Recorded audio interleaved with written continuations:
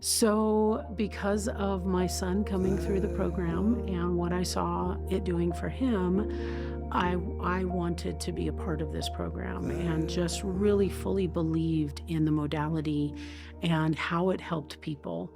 Um, and to be a part of such a fun group, I came from a place that I was at a job for over 10 years, um, 13 to be exact, and it was a very high stress position and where I was on the receiving end of a lot of secondary trauma.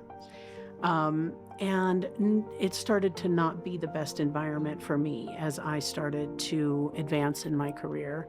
And so, reaching out to the Institute to find out if there was a place for me, in this modality and with this work, and finding out that there was a place for me, and I came through and went through the program myself because of the amount of trauma that I had endured from just being at that job.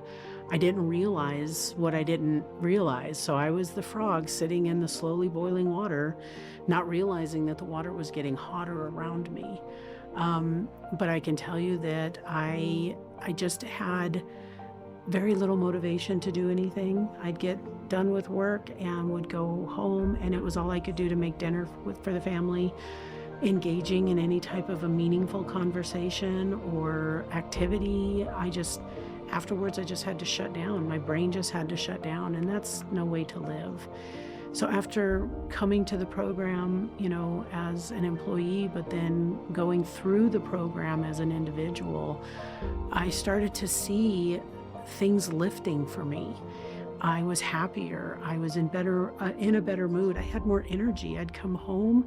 I'd go walk the dog, which is something that I didn't do before. And I cooked dinner with joy. And I had those meaningful conversations. And we play the games now. And we go outside and play with the dog. And it's not just going through the motions of my life, it's actually participating in it. And it was amazing for me to see that transformation and to understand, because going through as a therapist, being able to understand why things were changing for me and why they were there to begin with.